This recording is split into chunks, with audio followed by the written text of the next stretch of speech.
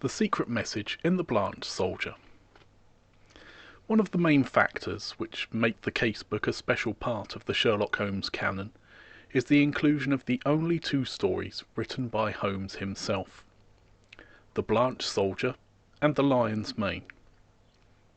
The first of these is The Blanched Soldier, and it is unclear why he chose this story. The story is about James M. Dodd and Godfrey Emsworth, who were army pals in the Boer War. Godfrey is injured in action and is sent home. 6 months later, the war is over and James returns home. He tries to contact his old friend, but the response he gets from Godfrey's father, Colonel Emsworth, is hostile and dismissive. The colonel tells James that Godfrey Emsworth is on a voyage around the world, but James is not convinced. Eventually, James Dodd contrives to get an invitation to the house from Godfrey's mother and goes to Tewkesbury Old Hall. The colonel continues to behave in a hostile way towards James, increasing the young man's suspicions that something is amiss. The butler, Ralph, makes comments to James in private that suggest Godfrey is dead or in trouble, and then James sees Godfrey peering in at a window with a ghostly white face. He spends the next day looking for Godfrey's hiding place, finds it, and is caught snooping by the colonel, who orders him to leave on the next available train. At this point, James Dodd seeks Holmes's assistance in making sure his friend is all right. A few days later, they travel to Tewkesbury Old Hall together, along with a mysterious companion Holmes has brought along. They confront the colonel, who only drops his guard when Holmes passes him a note demonstrating he knows everything. At this point they join Godfrey, who is residing in an outhouse on the estate in the company of a doctor named Kent. The long story is told of how, after being shot at Diamond Hill with an elephant gun, Godfrey Emsworth got lost, broke into an empty house, and fell asleep on an unmade bed. In the morning he discovered he was in a leper hospital and had slept in a leper's bed. The hospital's doctor helped him get back to the British Army, who sent him home, where he began developing symptoms of leprosy. It was then that he was secretly hidden in the outhouse, placed under the care of Mr. Kent. The secrecy was necessary to avoid him being removed from his family. Holmes brings in his mysterious companion, Sir James Saunders, an expert in leprosy, who examines Godfrey while Holmes explains how he figured everything out. Finally, Saunders announces that Godfrey does not have leprosy. He has pseudo-leprosy, or ichthyosis, and here the story ends. Holmes's selection of this story to write up doesn't make a good deal of sense. Despite Holmes's claim that it is among the strangest happenings in his collection, it is not a particularly noteworthy story.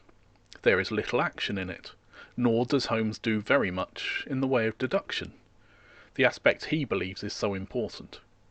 It is merely the story of a person locked down in their own home due to a highly contagious disease, an experience everyone has had. Even the style in which it is written does not make sense. As early as The Sign of the Four, Holmes chastises Watson for writing romantic adventure stories instead of concentrating on his method of reasoning. And yet in The Blanched Soldier, Holmes writes the story in much the same style as Watson. He accentuates the drama and conceals his own thought processes until the last few paragraphs. I have found other problems with the story too. There are a smattering of inconsistencies in the text which I will give special attention.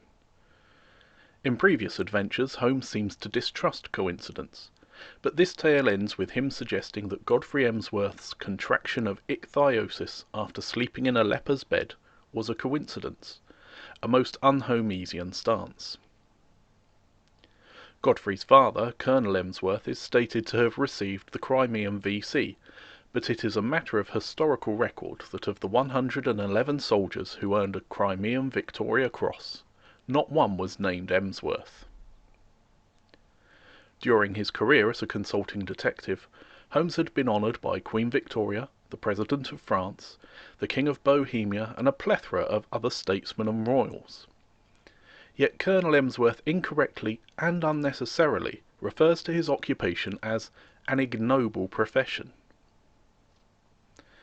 At one point during this story, Holmes mentions 2 other cases, with a spurious indication that Watson had written one up.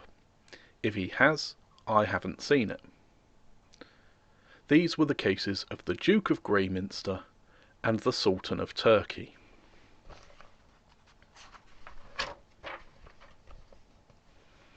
All of these details were surplus to requirement. They must have been there for another reason. This set me to thinking about Holmes as the author of a trifling monograph in which he analyses 160 separate ciphers. This is the man who cracked codes in the Valley of Fear, the Dancing Men, and the Gloria Scott. Who can forget how he solved the mysterious code in the Red Circle when he demonstrated that, for example, S, as in the Sultan of Turkey, might be represented by 19, as it is the 19th letter of the alphabet. So what was the real reason for Holmes writing up this story? My belief was that it was a vehicle for a coded message he had secreted in the text, and I believe I have found it.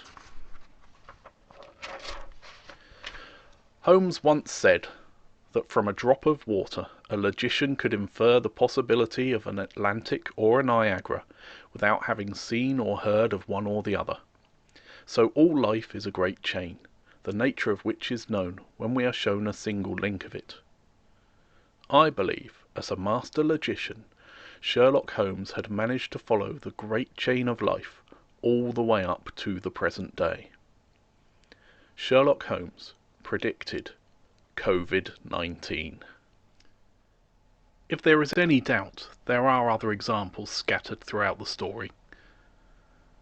The story is set at the conclusion of the Boer War in Tuxbury Old Hall, where James M. Dodd has been a visitor. The year is given as 1903. Once again, this gives us COVID-19. Next, consider Colonel Emsworth. Colonel Emsworth threatens Dodd with violence for his damned impertinence, finally ordering the young man to leave when he says, "There is a train to London at 8:30. The trap will be at the door at 8.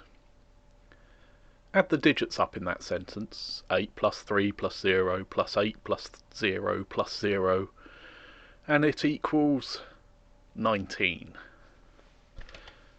Once again making COVID-19. Finally, consider the plight of Godfrey Emsworth.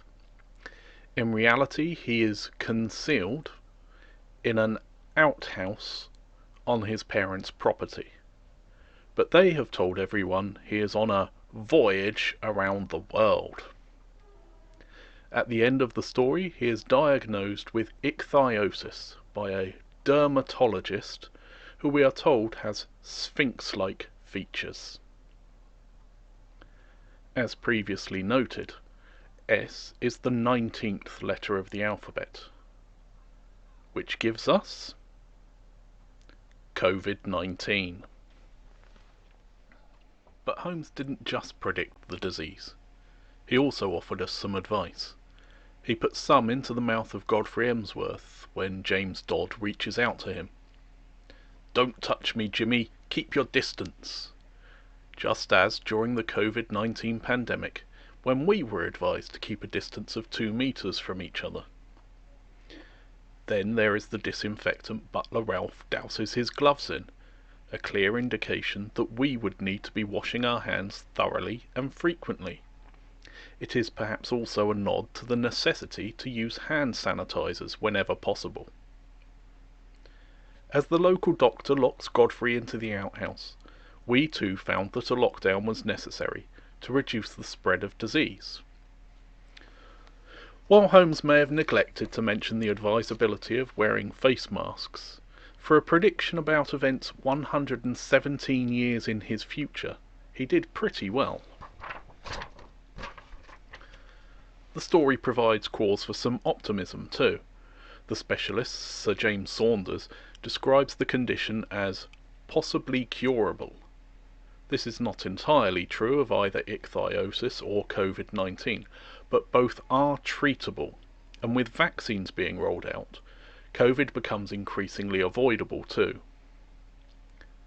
We may soon see ourselves as a global society rid of COVID-19, providing we all remain diligent, caring, and agree to work together, much as the characters in Holmes's story did. Perhaps there are more secrets about the pandemic hidden in the Blanched soldier. More advice, formula for treatments, or predictions of how the pandemic will end. But I am not going to go looking for them. I am turning my attention to looking for the winning lottery numbers, which are hidden in the lion's mane.